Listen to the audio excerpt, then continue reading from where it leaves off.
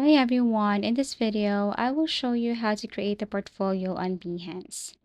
So first, you need to create an account. Go to www.behance.net, click sign up at the top right. Choose to sign up with your email, Google or Apple.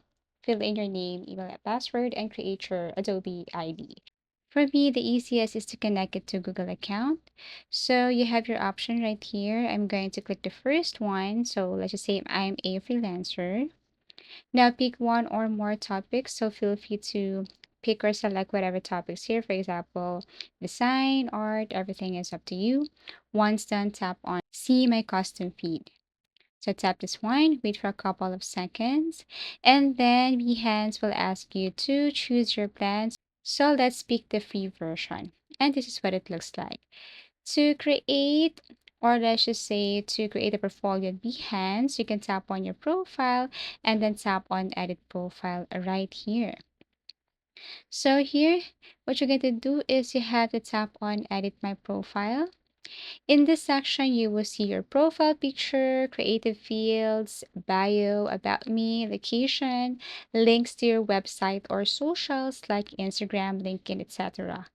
First, of course, you need to upload your nicest picture. You have to add your picture right here, your profile picture, and then add following information such as your field, occupation, company, location, city, website URL. And if you scroll down below here, you can now link your websites or socials. All you have to do is to copy and paste your social media here, as you can see. So you can connect your Twitter, Instagram, LinkedIn, and then here you can add your Facebook username and so on. Once you have set up or built your profile, it's about time to share your work. So you can create your first project here.